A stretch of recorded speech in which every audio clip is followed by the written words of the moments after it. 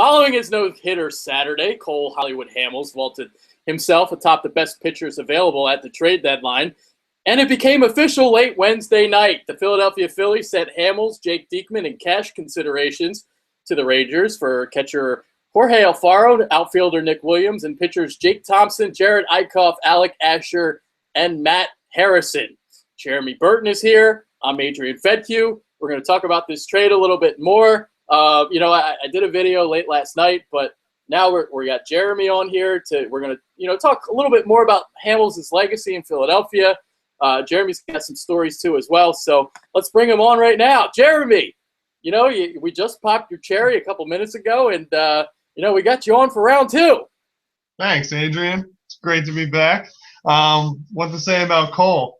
I've idolized this guy ever since he started his career. We drafted him, I believe, back in around 2002-ish, 2003.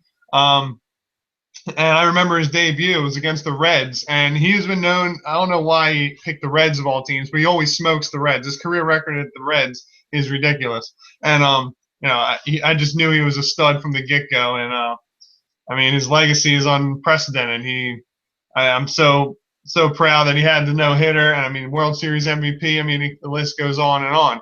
And so, although it's emotional to see him go, I wish him the best. And it was just the move the Phillies had to make at this point.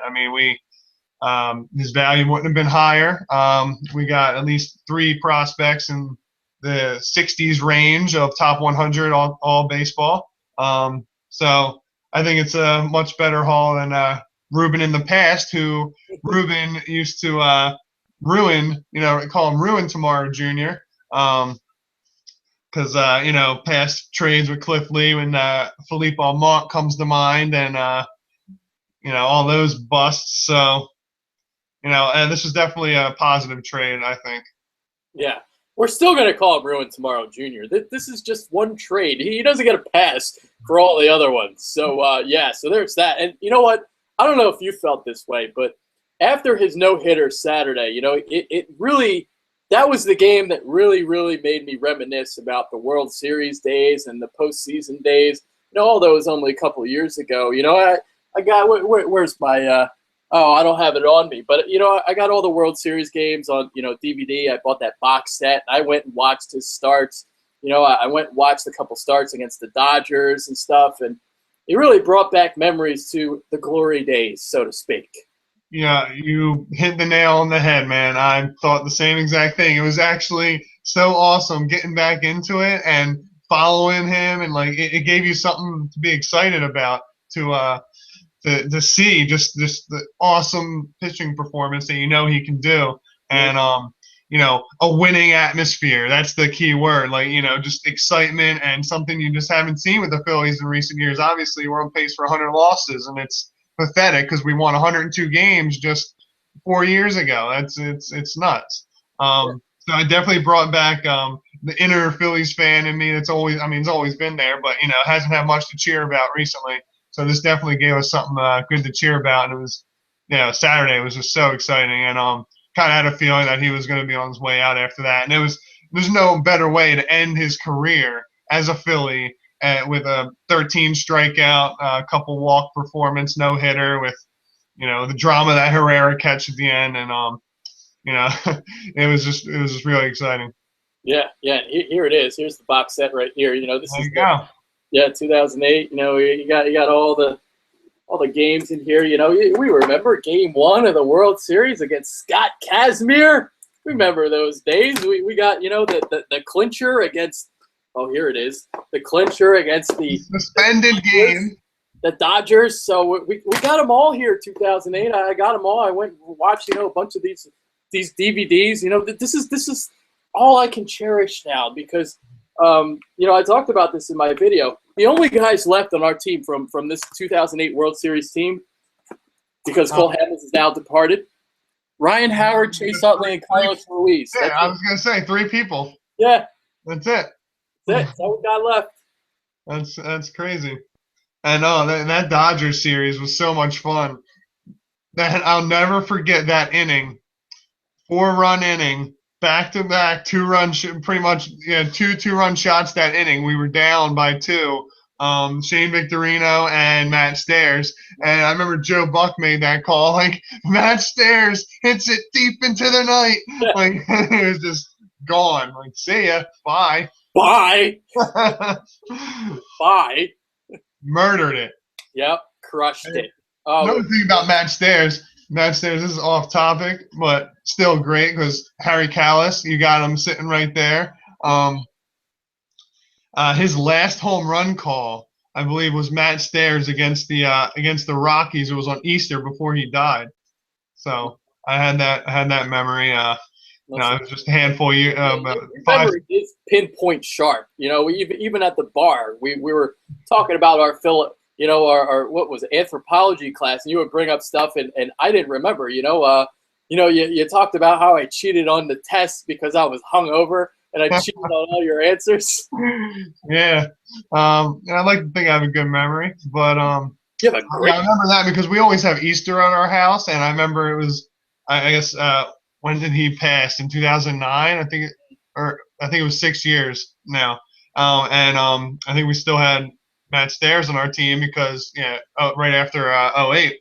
And it was against the Rockies. I just remember that Easter. And then Harry passed shortly after that. And that was his last home run call.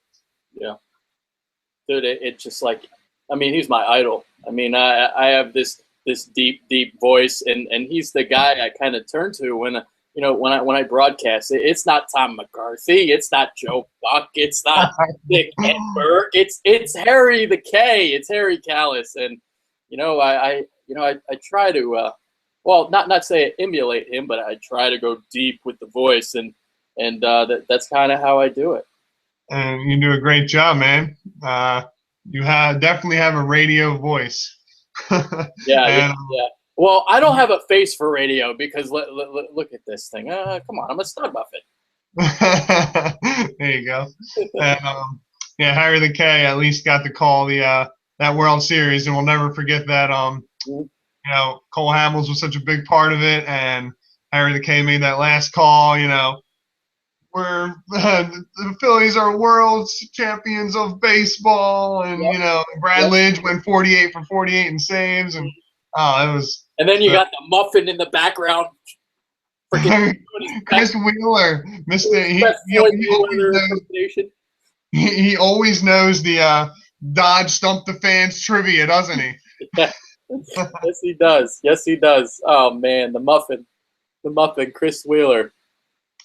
But so Hamels was definitely a key part to all those wonderful runs we had from 2007 to 2011. And it was an interesting point I heard on the radio today was he was always in 2008 he was the number one guy, but following years we brought in Roy Halladay, and Cole Hamels was kind of like we had the 4 aces. Hamels was kind of like the 2 or 3 guy, behind Halladay and Lee, but to see his potential and how great of a rotation we had back then, and his career numbers in the postseason are very telling as well. His legacy was just amazing. Yeah, and speaking of postseason numbers, here is why he's the best of the top 3 that we were kind of talking about with the trade deadline pitchers. You got David Price, Johnny Cueto, and Hamels. Hamels postseason 7-4 with a 3.09 ERA, and then you compare that with Price and Cueto. It's not even close for those guys. Price 1-5, 10 games, 5 games of those were started. 1-5 with a 4.50 ERA.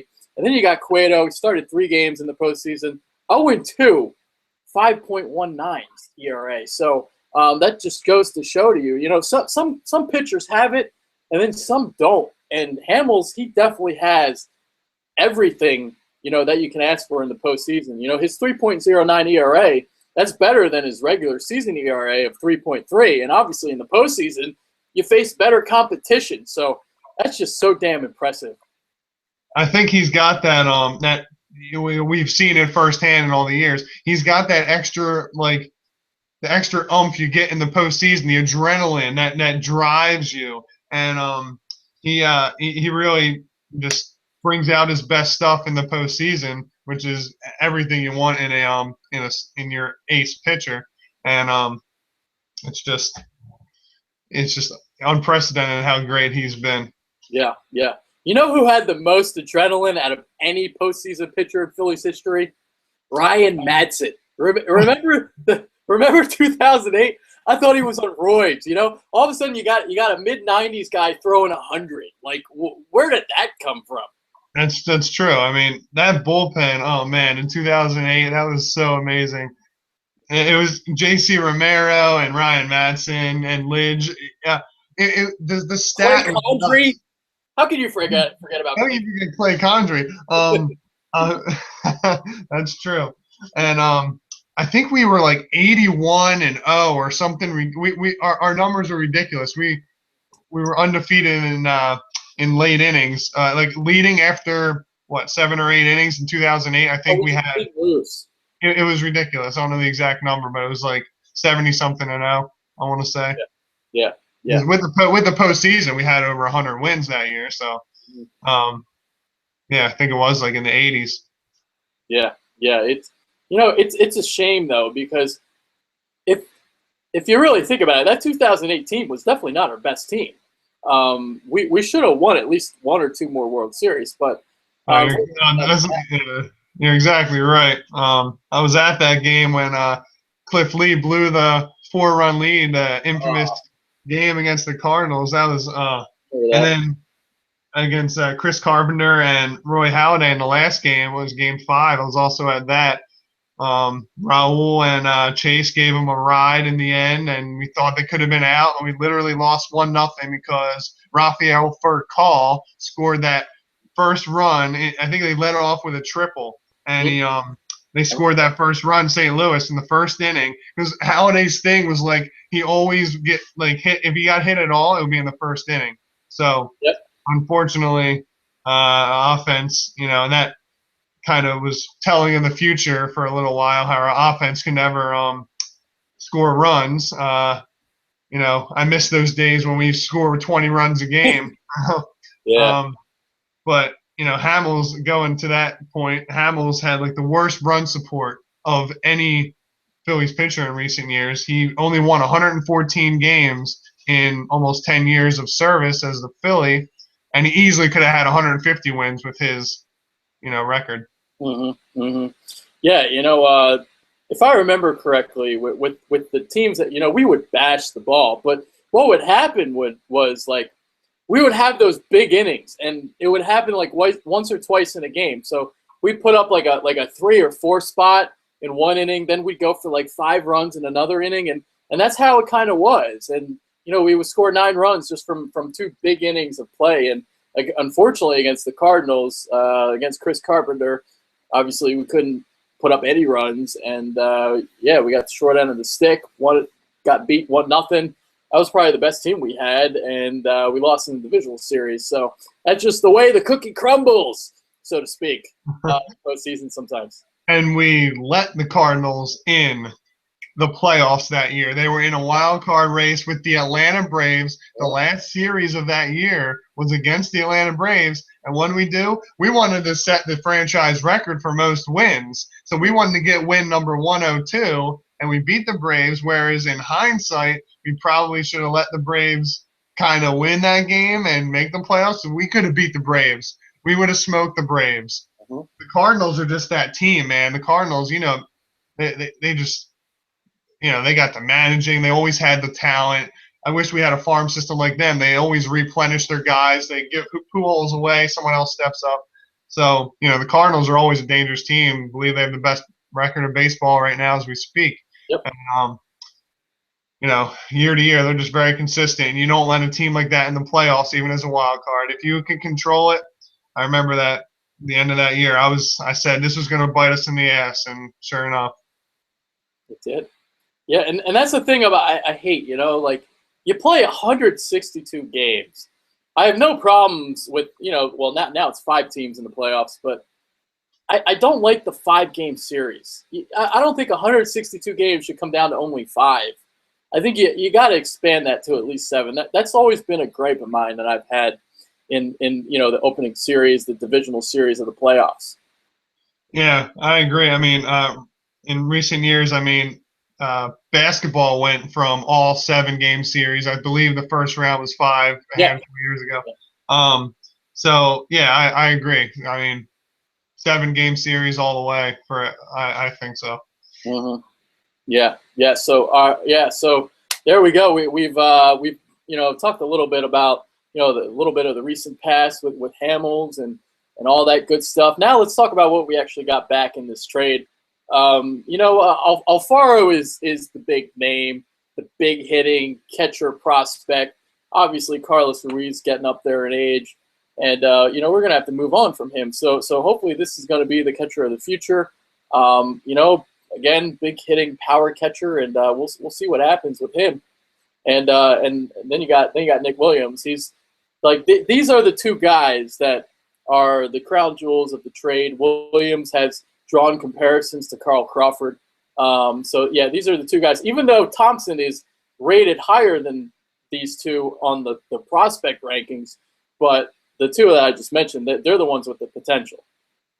Yeah, and it's exciting to get a decent crop of guys back, and I like the the idea that these prospects should be better than previous Ruben trades, and also the throw in Matt Harrison. I know he dealt with injuries the past few years, but I mean, in 2012 he was an 18-game winner and in the running for Cy Young, and as a throw in at 29 years old, he's still got at least he's a veteran and can come in and maybe help the young guys like Aaron Nola if at all possible. And like you said, Nick Williams and Afalo seem like solid prospects, and definitely we have so many needs on this team. It's we needed obviously a catcher, outfielder, and plenty of other spots. We need another first baseman. Ryan Howard's kind of going to be on the tail end of his career, and it's a shame what you can think about what we're going to do with Utley. I mean, I believe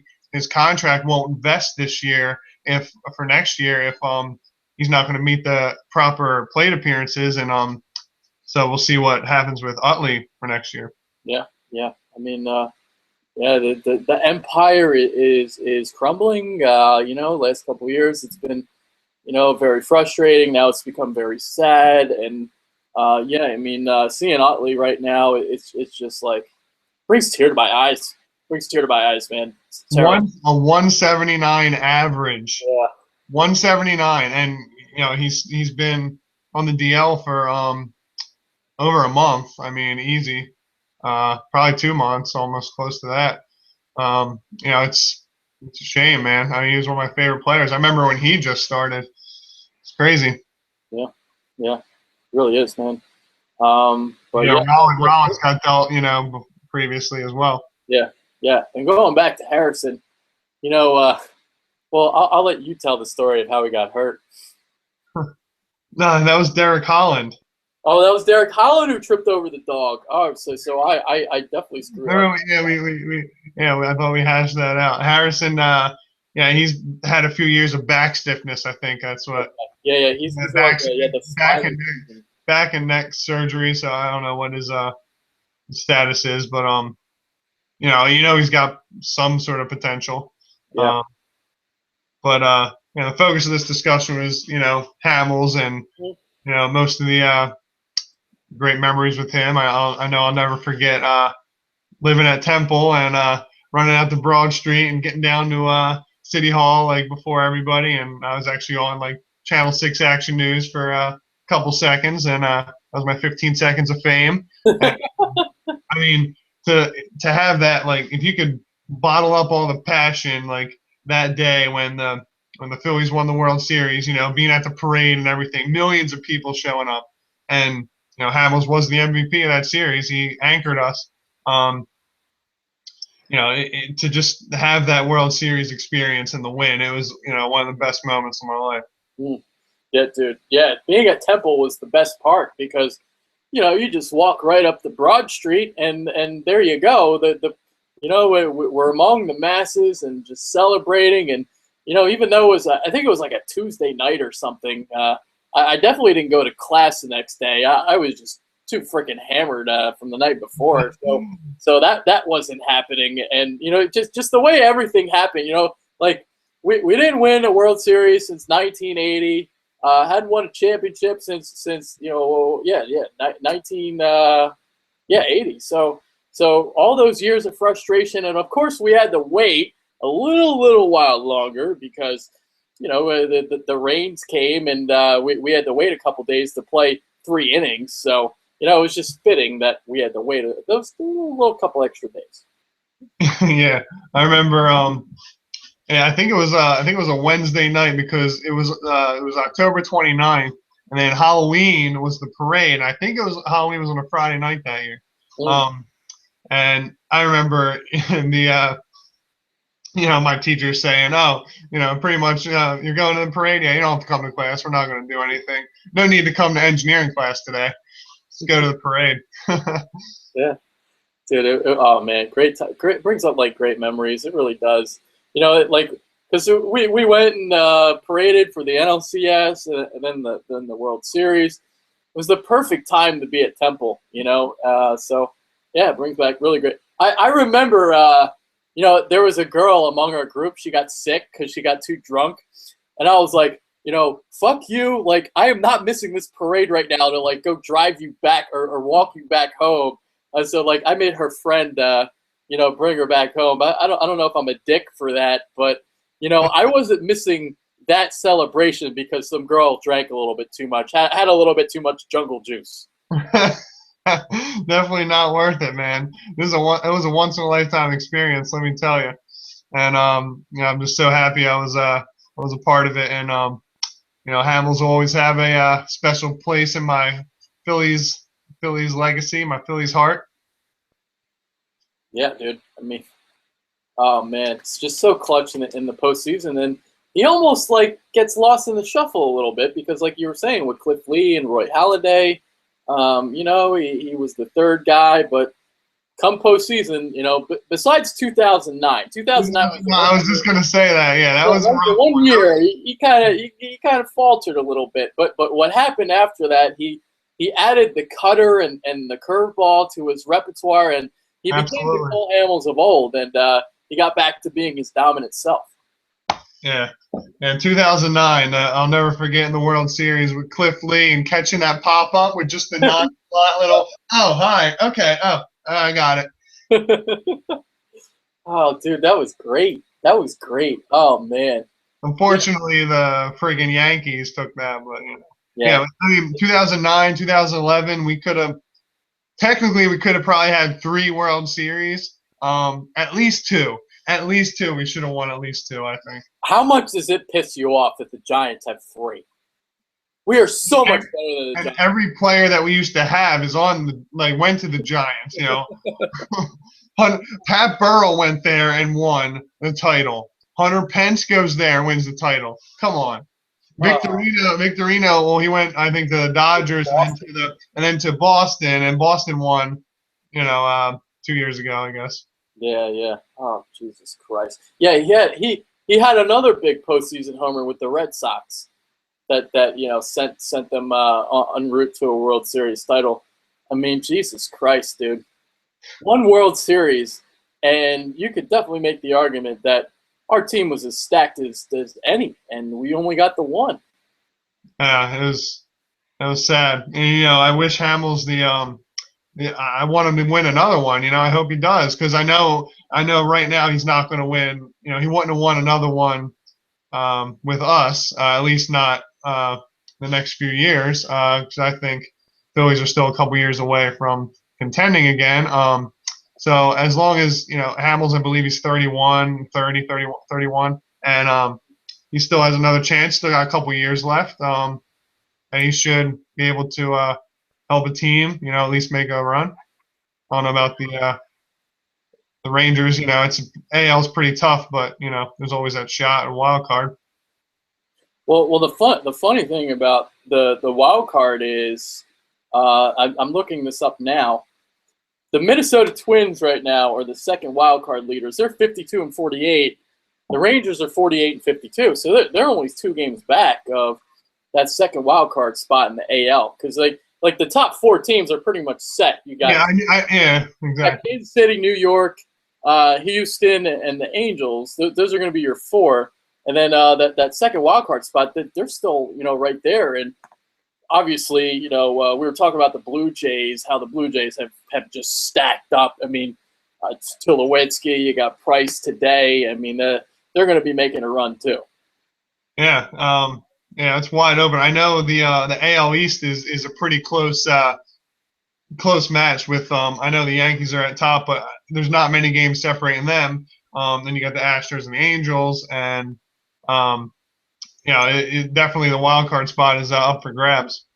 Yeah. So we'll see what happens. Cole Hamels might be the difference between them making the playoffs or not. But they're really building for next year. Really, you'll have Yu Darvish back. You'll have Hamels. That's a pretty good 1-2 punch right there. Oh, you're exactly right. Yeah, I mean, Yu Darvish hasn't had a healthy year in 2 years. He's going to miss all this year, and I believe he missed most of, if not all, of last year. But when he in 2013, it would have been he's stud, like in the running for Cy Young. So you combine him with Hamels, I mean, you got a great 1-2 punch there, and they have Prince Fielder on offense. I like their second baseman. He's young. Odor. He's got a lot of pop, and Adrian Beltre is still at third base, but even though he's had a little bit of a down year, the Rangers, they definitely. I think it was both teams made out well. Yeah. That's something I was saying in my the video I did late last night. It was a win-win for both teams. Ruben got a nice haul. Got 6 players. Mazzara was the one guy I kind of wanted. He was the second-rated prospect in the Rangers organization. We all knew we weren't going to get Joey Gallo, but Mazzara was the guy. Another like great hitter for the Rangers. So unfortunately, we didn't get him. But to get 3 of the top 5, it's a pretty good haul. Yeah, that's true. And you mentioned Joey Gallo, and I saw this on Twitter. Joey Gallo posted a picture with those guys and the guys we got in the trade, and said we will miss you guys. Wish you the best. They were all close, young. They're in the minor leagues together. And J.P. Crawford, the Phillies' best hitting prospect, shortstop. A shortstop of the future. He retweeted that and said, I will take good care of them. Like, he took that picture and said, I will take good care of them. So, that's kind of exciting to hear for the next coming years. And J.P. Crawford's kind of emerging. He's only 21 years old. He's in the futures game. He's a stud shortstop that'll be our, maybe leader of the future in that infield and help the rest of the guys out. Yeah. It's a new era for the Phillies, and it really is exciting. Yeah, it's definitely it's going to be hard to watch, just like the Sixers, but hopefully we'll turn it around in the coming years. Yeah, it's better off to go to Double-A right now, watch the Double-A team, than go watch the Reading Phillies than the actual pro club. Yeah, I mean, the ace of our staff is now Aaron Nola, I guess. I mean, I think Aaron Harang just came off the DL and's pitching tonight. But outside of that, for starters, I mean, sure as hell ain't giving the ball to David Buchanan. Yeah, we got a couple errands. They're just airing it out. Yeah, so like you said, I think both teams made out in the trade. We got a good haul, and hopefully Ruin won't ruin tomorrow, and Ruben will be out of here next year, and we can enjoy the new direction of the Phillies. Yeah. So, I mean, we pretty much discussed everything about this trade. Cole Hamels' legacy. He talked some stories, talked about our Temple days, and nice little memories there. Nice down, memory lane down Broad Street. So quite literally. What's that? Quite literally, yeah. Memory lane down Broad Street. Yeah, literally. So, you got to be on TV. A lot of great things back in the day. Yeah, it's going to be sad to see him go, but I wish him the best, and hopefully all the prospects pan out, and we can be excited for the Phillies in the future because, as you said before, the empire has definitely fallen, and we only have Chooch and Howard and Utley left, and they're all the very, very tail end of their career. And it is sad seeing the core go. I mean, that was a big part of most of my fan days as a Phillies fan, and I mean I go back into the early 2000s too, but that was kind of rough. Yeah, and we have two teams right now that are in complete rebuilding mode. We got the Sixers and the Phillies, and maybe this will be a topic that we could do in the future. Kind of comparing the two, because it's interesting because the Phillies are last out of all teams in using analytics, and then you got the Sixers, who are the top dogs. The Hinkie project. He's all about analytics and the computers and all that. So you got two opposite sides of the spectrum, and I'll tell you what, I definitely trust Hinkie a lot more than I trust Amaro. That's awesome. You nailed that point because I saw that poll, and it's literally out of all four major sports: hockey, basketball, football, and baseball.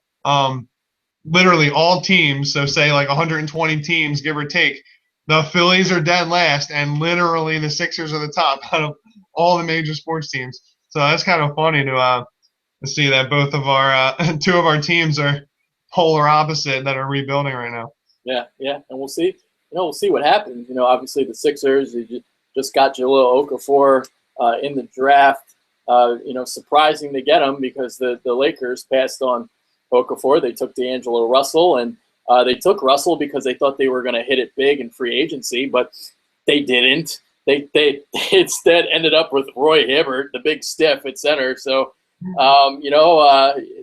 they struck out. They didn't get Aldridge. They didn't get DeMarcus Cousins, and now they're left with Russell. And I do like Russell a lot. I mean, he's got fantastic vision as a point guard. But Okafor, I'm excited for him. We got obviously we got Nerlens Noel and unfortunately Joel Embiid's hurt right now. But that is another topic for another day. We'll have to discuss that sometime pretty soon. Yeah, definitely. And I am excited about Okafor. I mean, he was arguably you could say the best. Some people had him as the best prospect in the draft. So and he was a stud, and I thought he played very well amongst all the other first-round picks in the summer league. He put up really solid numbers. It was around like a double average, and so it's definitely exciting to see the potential of the young studs on Sixers and Phillies coming up soon.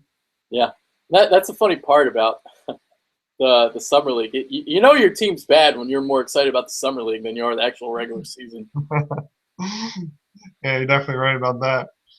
Oh man! All right, so I think that's about it for this video. We got a lot of things. Again, like I said a couple minutes ago when I was going to close this down. The crumbling of the empire. We talked about our great memories that we had. And, Cole Hamels on another team, but he became the second pitcher to throw a no-hitter in his last start prior to moving to another team. He joined Burt Blyleven. So only two guys have done it. Fitting way to go out. You needed a big start from Cole, and he came through and delivered in a big way. Obviously, he struggled immensely in the prior four starts, heading into the no-hitter. But, he got us a nice haul of prospects, and all I can say is thank you, Cole. And, I will definitely be rooting for him. He's on the Rangers, so he's on the American League side. He's not on the National League, any National League teams. He's not on the Cardinals or the Dodgers or some team that you don't want to root for. He's on a team that, it really doesn't matter if the Rangers win or not. We don't have any problems with the Rangers. Although it is fitting, though, that they're in Arlington, and there's some other team in Arlington that we don't like very much. You bring up a great point. But, yeah, they are easy to cheer for. We have no ties to the Texas Rangers. But I wish them the best, and thank you, Cole Hamels. Yeah, so there you go. That's our our Cole Hamels, thoughts on Cole Hamels at least. I did a little short video on him yesterday, but we really broke down this trade today here. So like I did in our prior video, it's final thoughts time. Jeremy, got anything else you want to say before we head out? Thank you, Cole Hamels. Well, there you go. That's it. That's really all you need to be said. That's all that needs to be said. And you always have I'll always remember the good times and the great memories. And thank you for the 2008 World Series. And you have a hot wife too. Heidi. Oh, I would do things. That's all I'll say. I'll keep it PG. And I was a big Survivor fan too, so I saw her in Survivor Amazon. She got naked for chocolate and peanut butter, and that's fine. I love peanut butter. I think we realized that in our prior show. Chocolate and peanut butter. Oh, where? There it is. Here it is. Oh, sweet baby Jesus. So, yeah. There it is. All right. That's it for this video. Make sure you follow us on Twitter at The Bitter Birds. That's Jeremy Burton. So great to have a new member of the team. We got 3 guys now. So we're going to be doing a training camp video of the Eagles in probably Monday, I'd say. So, yeah, thanks, man, for joining the team. I know I said that in our last video, but thank you again. Thank you for having me. It's been great. Looking forward to the rest of the season. Oh, man. The rest of the season, let's root that we don't get to 100 wins or 100 losses. I mean, yeah. God, I'm thinking about 2012 again. Exactly. Oh boy, yeah, but yeah, we're out of here. That's Jeremy Burton. I'm Adrian Fedkiw. Bitterbirds are out. Go Phillies, even though they stink. Let's go. Go Phils. Later, guys.